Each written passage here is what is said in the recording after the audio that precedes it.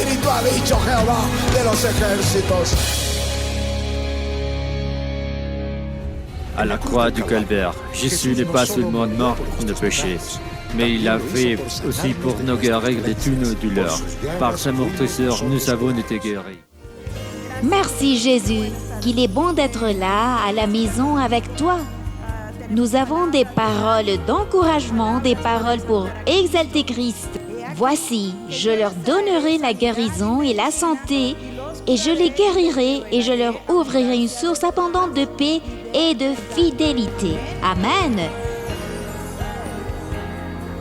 C'est ce dont nous avons besoin en cet instant, la guérison et la santé. Mon époux, en 2015, a été diagnostiqué avec un myélome multiple qui est un cancer des os. Nous avons connu l'église Avivamiento. Nous sommes y allés. Le pasteur nous a donné une parole de guérison. Je l'ai prise pour lui. Nous l'avons prise pour mon époux. Récemment, nous avons fait des nouvelles analyses et à nouveau, le cancer est réapparu. Le pasteur est revenu et nous a donné la promesse. Cette personne a très peur. Je ne sais pas si elle a eu un cancer. Ils l'ont traité. Tu as survécu. Mais maintenant, ça te tracasse. Tu n'as pas pu dormir parce que tu penses que le cancer est revenu et que tu vas mourir. Je ne sais pas s'il est revenu ou pas. Mais oui, je sais que tu es guéri. Le Seigneur t'a guéri. Reçois maintenant, reçois ta guérison. Dans le nom de Jésus. Les analyses d'hier confirment qu'il est complètement guéri. Il n'y a rien, il n'y a plus de cellules cancéreuses. Ce témoignage, je le donne pour la gloire et de l'honneur du Seigneur Jésus-Christ.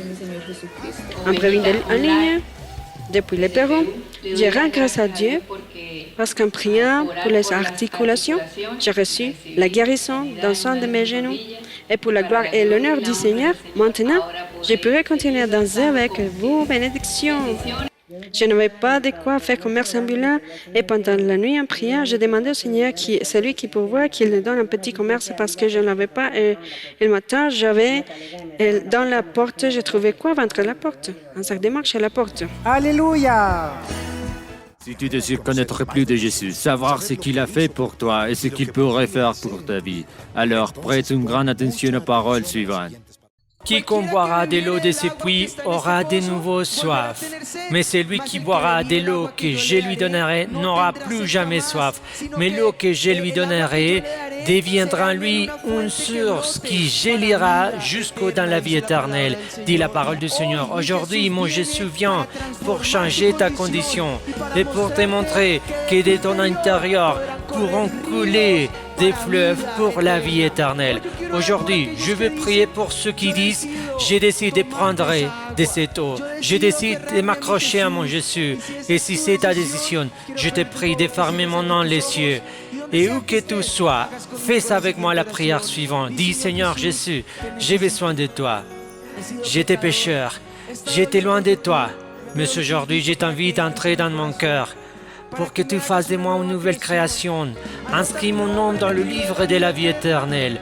Ne l'efface jamais. Aide-moi à être fidèle pour le reste de ma vie. Jusqu'au jour où je serai avec toi, te célébrant pour l'éternité. Dans le nom de Jésus, Amen et Amen. Merci Seigneur.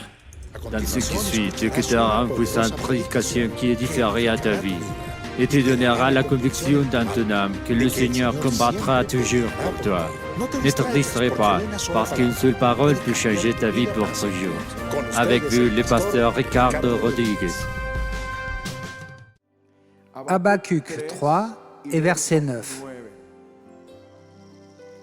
Ton arc est mis à nu. Tes serments sont les flèches de ta parole.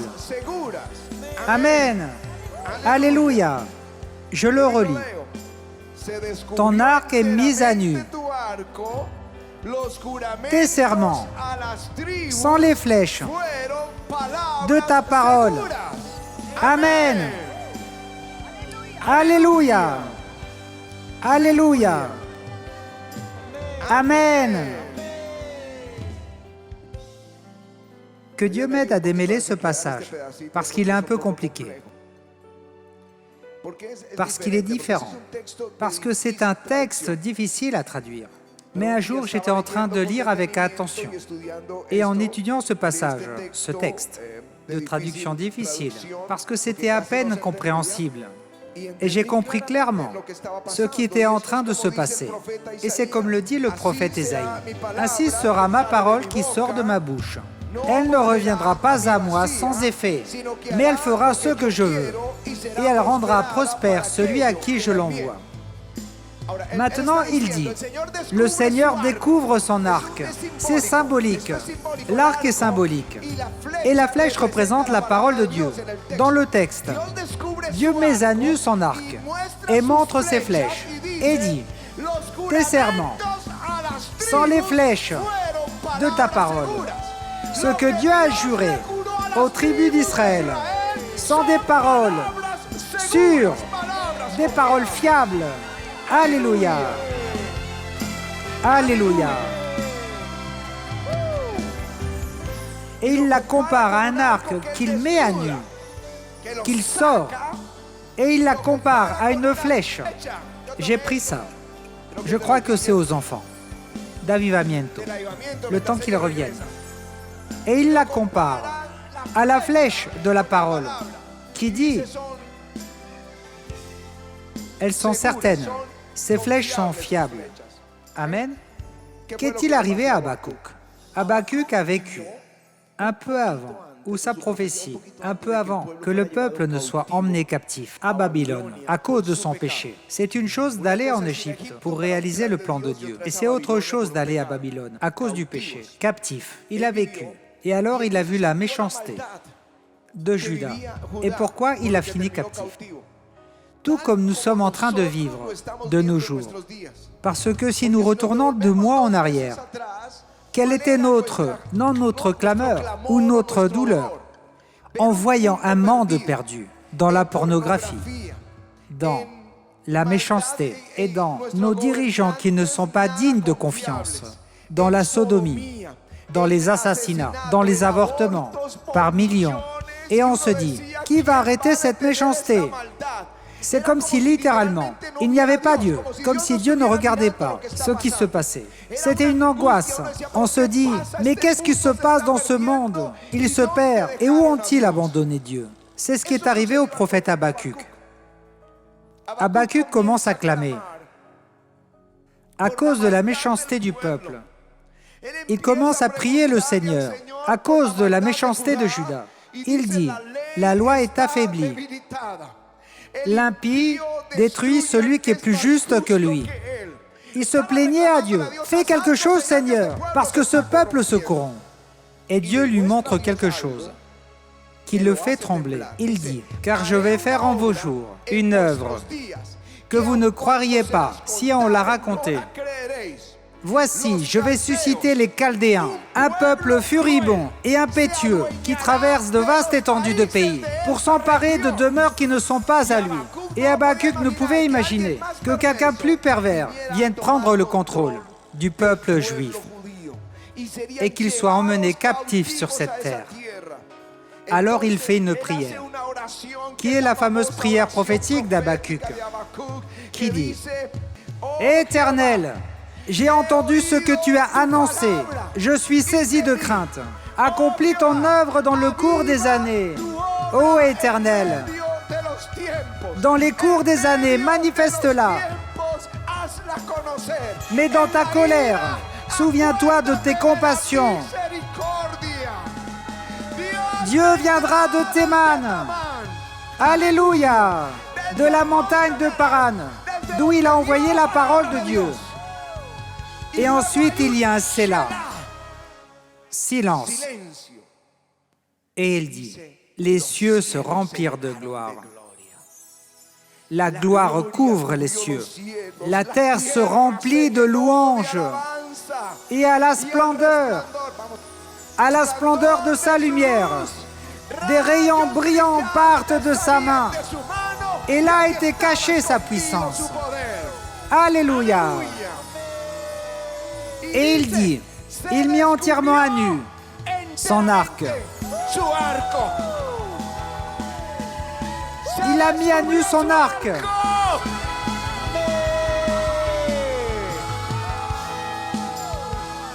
Moi, ça m'impressionne. Parce que le prophète est angoissé. Seigneur, ravive la terre. Aie miséricorde au milieu de la colère. Comment pourrions-nous dire aujourd'hui? Au milieu de la colère, souviens-toi de ta miséricorde. Et Dieu se lève.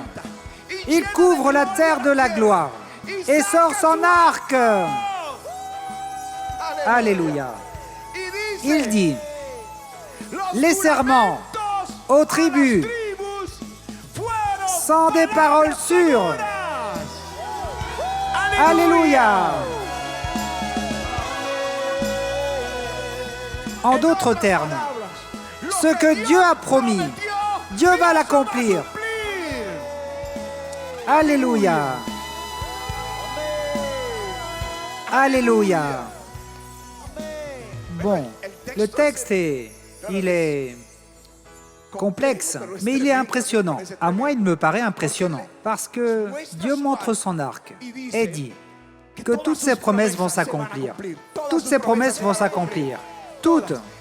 Et alors, il dit que le soleil s'arrêta, et la lune aussi s'arrêta. Et ils allèrent, ils se mirent en mouvement, à la lumière de tes paroles. Tout va se mettre dans l'ordre prévu par Dieu. Alléluia. Tu es sorti secourir ton peuple. J'aime beaucoup ce texte. Et maintenant, le prophète comprend. Un jugement arrive. Mais la libération de son peuple arrive aussi. Il se revêt de crainte et se dit, « Eh bien, je resterai tranquille au jour de l'angoisse. » C'est terrible, parce qu'il savait déjà ce qui allait se passer. Une armée de Chaldéens allait les anéantir, les détruire et les emmener captifs à Babylone. Je resterai tranquille le jour où cette armée viendra. Je resterai tranquille, même si le figuier ne fleurit pas et les vignes ne donnent plus de fruits. Alléluia! Même si le produit de l'olivier vient à manquer, même si les labours sont à l'abandon et les brebis enlevées de la bergerie et qu'il n'y ait plus de vaches dans les enclos, malgré tout, je me réjouirai en l'Éternel, le Seigneur. Malgré tout, je me réjouirai en lui. Alléluia!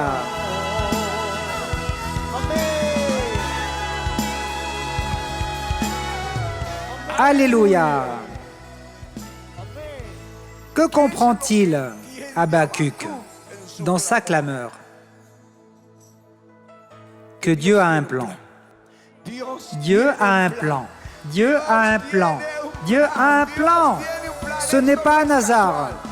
Ce que vit la terre aujourd'hui. Dieu a un plan. Il a compris. Dieu a un plan. Je ne me plains plus. Je resterai tranquille.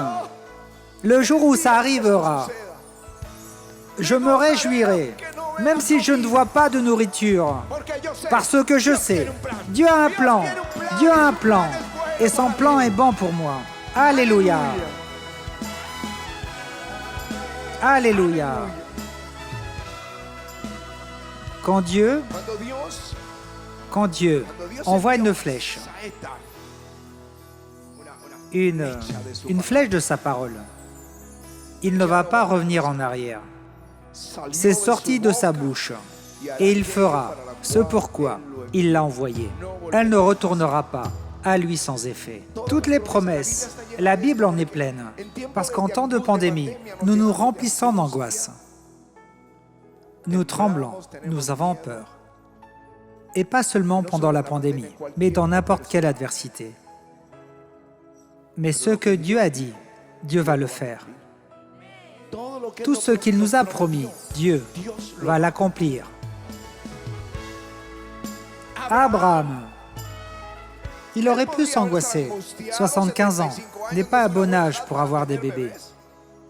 Mais il n'est même pas arrivé aux 80, ni aux 85, ni aux 90. Et ensuite, l'épouse est stérile. Et là, non, il n'y avait plus de menstruation. Il n'y avait en aucune manière plus de possibilité d'avoir un bébé. Et il y avait ces deux vieillards à la porte de leur tente. Je m'imagine dans un fauteuil à bascule, dans la chaleur du jour, avec un éventail, et déjà 100 ans, et elle 90. Et Dieu apparaît dans sa tente et lui dit, « L'année prochaine, Sarah aura le fils que je t'ai promis, parce que les serments aux tribus sont des paroles sûres. » Alléluia!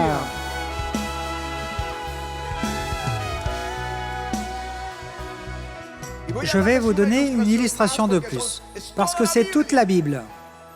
Quand Dieu prononce une parole, la parole de Dieu dit qu'il a mis à l'épreuve Joseph. C'est une des paroles que Patty nous rappelle continuellement. Éprouvé. Dieu a bien dit quelque chose, mais ensuite l'épreuve est venue. Jacob. Dieu a fait des promesses à Jacob. Il dit, « Je suis l'Éternel, le Dieu d'Abraham, ton père, et le Dieu d'Isaac. La terre sur laquelle tu es couché, je la donnerai à toi et à ta postérité. Ta postérité sera comme la poussière de la terre. Tu t'étendras à l'Occident et à l'Orient, au septentrion et au Midi, et toutes les familles de la terre seront bénies en toi et en ta postérité. Voici, je suis avec toi. Je te garderai partout où tu iras, et je te ramènerai dans ce pays, car je ne t'abandonnerai point, que je n'ai exécuté ce que je dis. » Alléluia. Mais tout à coup, ses fils vendent le fils préféré de Jacob comme esclave. Ils le vendent et il finit en Égypte. Et ils lui ramènent la tunique qu'il avait offerte à son fils, tachée de sang. Et Jacob pleure son fils. Il le considère comme mort. 20 ans après, une famine arrive sur la terre, comme celle qui aujourd'hui frappe les nations. En Égypte, pour lui, les portes étaient fermées. Pour lui, d'autres pouvaient aller acheter, comme de nos jours. D'autres peuvent travailler, sauf les églises. Pour lui, non, les portes n'étaient pas ouvertes pour lui. Ses fils furent accusés d'être des espions. Un des fils retenus, un fils qu'il considérait comme mort.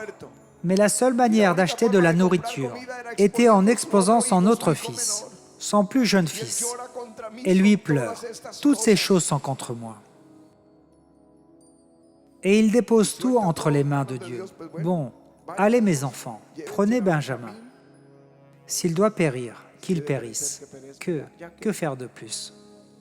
C'est à ce moment qu'il se dit, je vais rester tranquille. C'est un point important de rester tranquille. Alors ils reviennent avec des bonnes nouvelles quand tu restes tranquille, confiant dans le Seigneur. En d'autres termes, des nouvelles inespérées. Jacob, ton fils est vivant et il est le Seigneur d'Égypte et il t'envoie des chars et du blé et des présents et des vêtements. Alors, il va prier le Seigneur et le Seigneur lui dit, « Ne crains pas de descendre en Égypte. Je serai avec toi. Alléluia. Je ferai de toi une grande nation. » Les serments aux tribus sont des paroles sûres. Même Pharaon lui dit, « Fais venir ta famille, qu'ils viennent avec leurs troupeaux, et je leur donnerai le meilleur de la terre d'Égypte. Ne vous inquiétez pas pour vos biens, parce que vous aurez le meilleur. Vous mangerez de l'abondance de l'Égypte. Tu ne seras pas condamné pour ta faute. Et tu verras Joseph. » Et c'est ce que je veux dire aujourd'hui. Je veux que ce soit scellé dans nos cœurs. Les serments de Dieu sont des paroles sûres. Quand il envoie ses flèches, sa parole, tu peux te confier en elle. Alléluia. Bien sûr, beaucoup de questions mentent dans notre cœur. Pourquoi? Nous nous demandons toujours. Je crois que la question devrait être « Pourquoi faire ?» Quand cette assemblée, dont nous étions les pasteurs, dans un lieu prévu pour 600 personnes, les voisins nous affligeaient, Aujourd'hui, ça nous fait rire de le raconter, mais à cette période, c'était l'angoisse, parce qu'on nous menaçait de fermer l'église. La menace que la police emmène les voitures de l'église. La menace d'une plainte, d'une procédure judiciaire avec la mairie que nous avons perdue. Tout paraissait contre nous. Pourquoi? Nous avons perdu et l'amende allait être élevée. Mais je ne comprends pas ces lois, mais il les a enfreints. Et c'est ainsi que Dieu nous a évité de payer l'amende. Mais tout allait contre nous. Pourquoi? Pourquoi, Seigneur? Et nous avons eu le droit, littéralement, de fuir du lieu, le rendre et le perdre. Mais nous ne savions pas que le plan de Dieu, après cela, après être sortis de là, en tremblant, après avoir donné ce que nous devions à la banque, qu'en changeant de quartier, l'église qui était de 600 membres, c'était un lieu pour accueillir 1400 personnes. Et nous avions 2000 personnes dans ce lieu. À cet instant, nous ne savions pas qu'il allait nous multiplier, parce qu'il nous avait fait une promesse. Et les serments de Dieu sont des paroles sûres. Alléluia! Alléluia! Il dit quelque chose, et la parole de l'Éternel nous met à l'épreuve. Il avait dit que nous allons composer la musique d'un réveil. Tout réveil a sa propre musique, non toutes les églises. Ce sont des dons. Les uns sont missionnaires, d'autres évangélistes, d'autres des disciples, d'autres, je ne sais pas, la miséricorde. Il y a tant de ministères dans le corps de Christ, mais dans le réveil, la musique, comme le dit Patty, c'est comme envoyer une lettre d'amour et demander à quelqu'un de nous l'écrire. Nous voulions plutôt qu'elle soit la nôtre. Et Dieu dit, vous allez composer la musique du réveil. Ensuite est arrivée l'épreuve. La douleur est arrivée. Les pleurs sont arrivés. Alors, Patty, entrée dans son lieu de prière, elle dit qu'elle s'y jetait, littéralement, en pleurant. Mais là, en pleurant, Dieu lui a donné une parole, qu'elle sortirait de cette affliction. Et il lui donna le premier chant. Elle composa alors « Mon Rédempteur vit » qu'elle nous a apporté. Le premier chant sort, puis le second, puis le troisième, et ensuite le CD, puis le second, le troisième, le quatrième, le cinquième, et on commence à le traduire dans d'autres langues. Alléluia, Alléluia. Pourquoi? Pourquoi? Ne te demande pas pourquoi faire. Pourquoi? Demande plutôt, où Dieu va-t-il nous amener? Dieu a un plan, et ce qu'il a promis, il va le faire. Alléluia! Que faisons-nous dans ce cas, quand il y a tant d'angoisse? Comme Job, il a perdu en un seul jour sa maison, ses brebis, ses vaches, ses chameaux, ses serviteurs, tout. Il déchire ses vêtements et dit « Je suis sorti nu du ventre de ma mère, nu je retournerai. » Il loue le nom de l'Éternel et il est écrit qu'il n'attribua rien d'injuste à Dieu. En d'autres mots, parce que les enfants sont là, il y avait un plan. Il le savait. Dieu a un plan. Dieu a un plan. Dieu a un plan. Dieu a un plan. Alléluia. Comme Habacuc, nous allons devoir le dire. Je resterai tranquille au jour de l'angoisse. Tu ne le comprends pas. Nous ne savons pas quoi faire. Nous resterons tranquilles. Tranquille ne veut pas dire être indifférent, parce que nous allons être en guerre et nous allons prier. Mais tranquille signifie confiant. Je serai confiant, parce que Habacuc s'est réjoui, parce qu'il savait que les serments aux tribus sont des promesses sûres. Elles sont fiables. Dieu va faire quelque chose. Il se lèvera pour acheter son peuple. Alléluia. Il accomplira tout ce qu'il a promis. Alléluia. Il sortira secourir son peuple. Alléluia. Merci Seigneur Jésus. Seigneur, ravive ton œuvre au milieu des temps. Au milieu des temps, fais-la connaître. Mais dans ta colère, souviens-toi de ta miséricorde. Nous te le demandons dans le nom de Jésus. Seigneur, mets complètement ton arc à nu et envoie-nous tes promesses. Car les serments aux tribus étaient des paroles sûres. Seigneur, nous crions pour toutes ces demandes. Nous ne les connaissons pas, Seigneur, mais toi, oui. Il y a des tas de demandes pour les familles, pour le salut, la restauration, la guérison, la provision, Seigneur, pour les héritages qui ont été refusés injustement. Il y a aussi des demandes, Seigneur, pour des pensions arrivées à terme depuis un bon moment et n'ont pas voulu payer les arriérés. Père, tu vois qu'ici il y a beaucoup de besoins. Des jeunes qui sont frustrés parce qu'ils n'ont pas pu réaliser leurs rêves par faute de ressources. Nous te demandons ce matin, Seigneur, de pouvoir comprendre que tes promesses sont certaines, que tes promesses sont fermes et que tu as dénudé ton arc, Seigneur. Nous voulons comprendre que tu te bats pour nous, que tu es ce Dieu guerrier, l'Éternel des armées, et que, Seigneur, tu te bats jour après jour pour nous. Merci pour ta parole. Merci pour ton amour et ta provision. Ouvre les fenêtres des cieux, je t'en supplie, et de là, Seigneur, que de ton dépôt vienne cette bénédiction surabondante. Pas seulement dans la provision économique, mais aussi, Seigneur, amène la conviction de péché. Donne-nous cette force spirituelle pour qu'en sortant de cette épidémie, nous puissions repartir beaucoup plus forts et beaucoup plus bénis pour affronter les choses qui viennent. Que notre foi ne faiblisse pas, s'il te plaît. Je t'en supplie, ne permets pas que tes enfants commencent à chanceler dans leur foi et à douter de toi. Non, Seigneur, mais qu'ils soient assurés qu'en dehors de toi, il n'y a pas d'espérance, il n'y a point de salut.